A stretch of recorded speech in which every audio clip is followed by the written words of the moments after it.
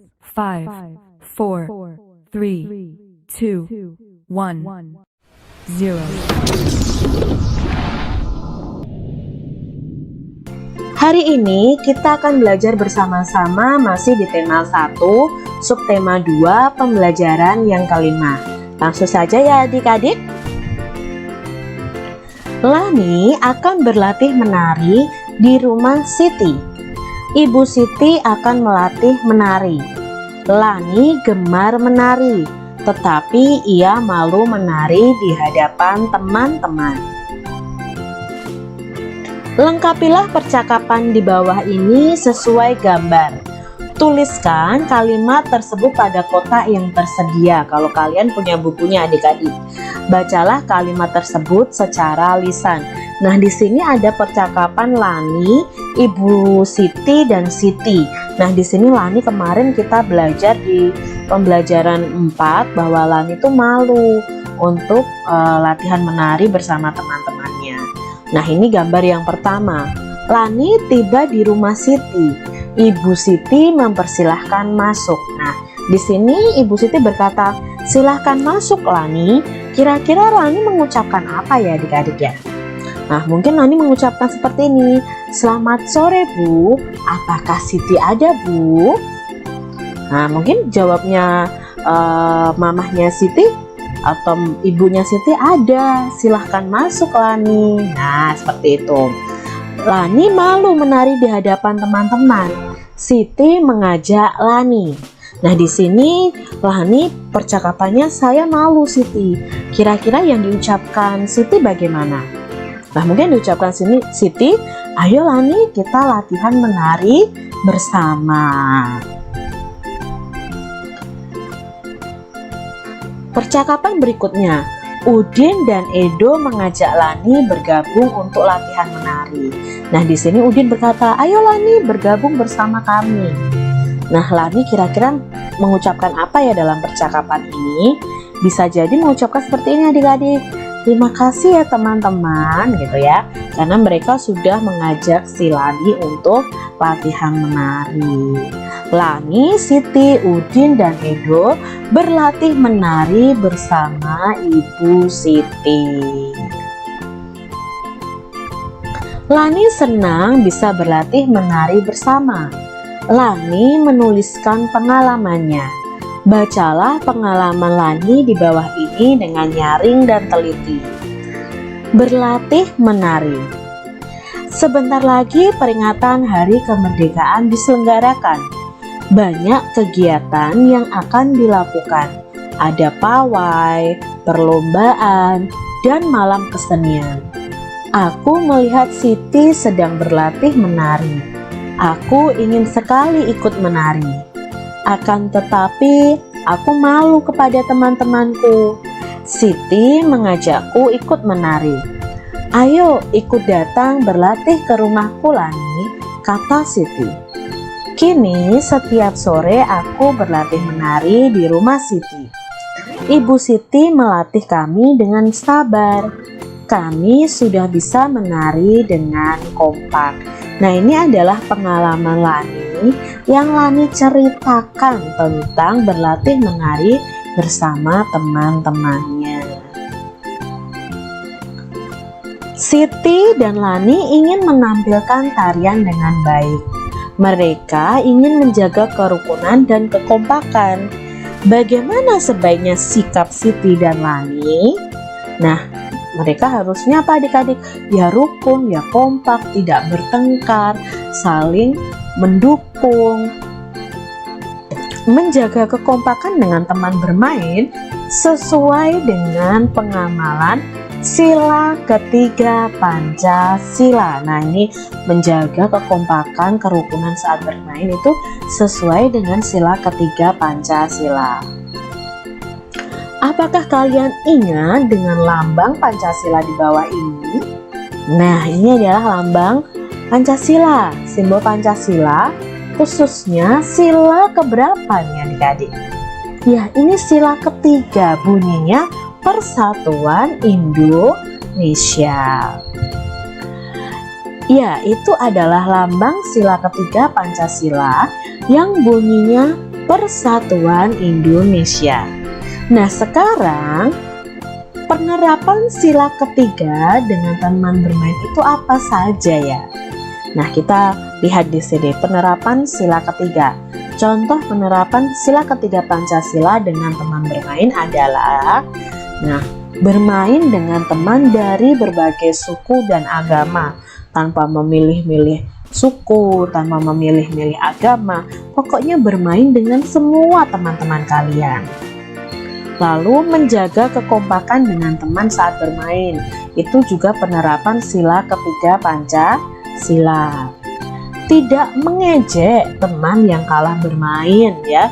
Tidak mengejek teman yang malu, malah kita harusnya mendukung, mengajak.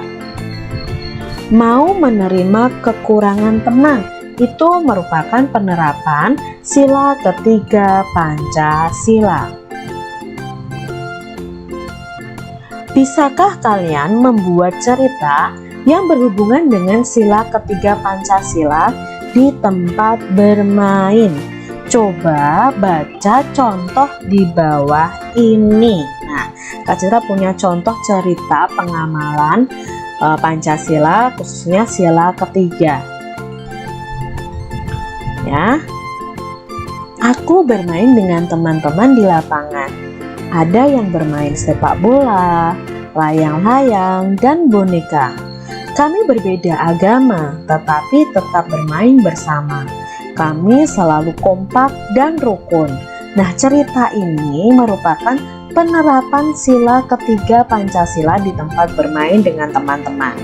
Tadi cerita Lani itu juga merupakan penerapan sila ketiga Pancasila dengan teman-teman. Beri tanda centang pada gambar yang menunjukkan sikap yang sesuai dengan sila ketiga Pancasila. Nah, Kak Citra punya 3 nih, 3 gambar. Apakah 3 gambar ini menerapkan sila ketiga Pancasila? Gambar yang pertama bermain sepak bola bersama teman. Dengan rukun, yaitu tidak ada pertengkaran. Bagaimana adik-adik? Ya, ini menerapkan sila ketiga Pancasila. Lalu yang kedua itu berdiskusi ya. Wajah mereka tidak ada yang kelihatan marah. Mereka rukun ya di sini, berarti juga menerapkan sila ketiga. Lalu berlatih menyanyi bersama ya di sini ya. Nah, ini ada kerukunan, ada kekompakan juga. Berarti juga menunjukkan penerapan sila ketiga Pancasila. Persatuan dan kekompakan diperlukan ketika melakukan permainan. Apakah kamu suka bermain lari-lari dengan temanmu? Pasti seneng ya adik-adik ya kalau bermain lari-lari. Ayo kita berlatih lagi berlari dengan benar.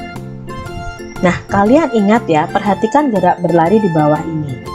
Dalam pembelajaran sebelumnya kita sudah belajar tentang gerakan lari. Ada lari langkah pendek, ada lari langkah panjang. Ketika kita lari, pandangan kita lurus ke depan.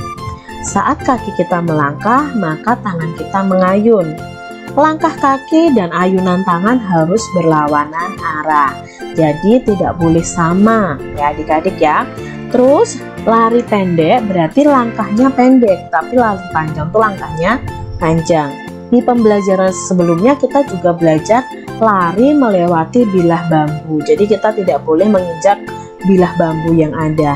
Nah, dalam pembelajaran ini ada lari melewati rintangan ban bekas. Jadi kalian harus lari ya melewati rintangan ban bekas. Tidak boleh menginjak bannya, tapi kita masuk di dalam lingkaran ban itu dan kita lari ya, lompat ketika harus pindah ke ban berikutnya dengan lari. Begitu adik-adik. Apakah kalian tahu permainan di bawah ini? Nah, ini permainan apa ya?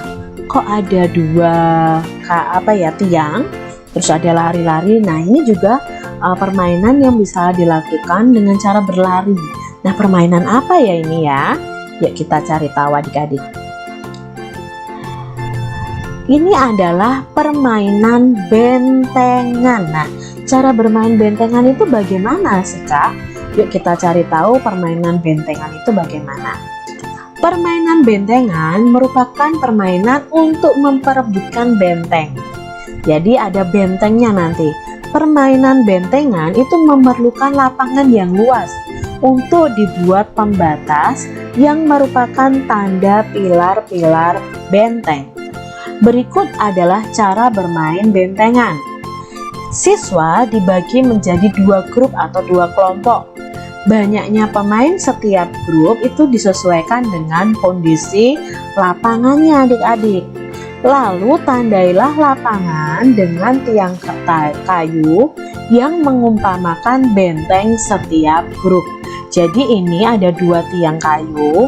Nah ini untuk kelompok 1 atau grup 1, ini kelompok 2 atau grup 2. Guru bisa menggunakan alat lain sesuai kondisi sekolah kalau dimainkan di sekolah. Misalnya pohon atau benda lain yang tidak membahayakan siswa, misalnya tiang sepak bola itu juga bisa. Nah, para pemain menempati lokasi yang sudah ditentukan, yaitu berupa benteng setiap grup yang ditandai dengan tonggak kayu atau benda lain yang sesuai kondisi sekolah atau kondisi di lapangan kalian. Jadi masing-masing kelompok harus di bentengnya masing-masing. Pemain yang keluar dari benteng dianggap sebagai penyerbu. Pemain di pihak lawan mengejar pemain yang keluar dari benteng tersebut. Jadi kalau ada pemain yang keluar dari benteng itu dianggap penyerbu dan pihak lawan harus mau mengejarnya. Apabila pemain tersebut tersentuh tangan, maka akan dijadikan tawanan lawan. Nah, misalnya kelompok 1 ada yang lari, berarti dianggap penyerbu. Lalu kelompok 2 mengejar dan ternyata tertangkap, maka 1 orang yang di kelompok 1 tadi dianggap tawanan. Setiap regu memiliki tempat tawanan. Tempat tersebut terletak sekitar 1-2 meter sebelah kanan atau kiri masing-masing benteng. Nah, tawanannya nanti diletakkan di situ. Pemain yang sudah ditawan oleh lawan dapat diselamatkan oleh temannya dengan cara menyentuh tangan tawanan tersebut. Namun ketika menyelamatkan, temannya harus tetap waspada karena pasti akan dikejar oleh pihak lawan. Pemain yang bisa menyentuh benteng lain adalah pemenangnya. Jadi kalau sampai nanti misalnya regu 1 atau kelompok 1, grup 1 ini bisa menyentuh benteng grup 2, berarti grup 1 inilah pemenangnya. Nah, adik-adik harus mencoba menangkap penyerbu dari lawan kita supaya semakin sedikit yang menjaga bentengnya. Nah, kalau tidak ada yang menjaga bentengnya, kalian bisa menyentuh bentengnya dan akhirnya grup kalianlah yang menang. Jadi kalian bisa praktekkan permainan bentengan ini di sekolah atau di lapangan di tempat kalian bermain. Tapi tetap harus jaga keselamatan ya adik-adik ya. Nah, itu tadi adik-adik pembelajaran kita hari ini di tema 1 subtema 2 pembelajaran 5.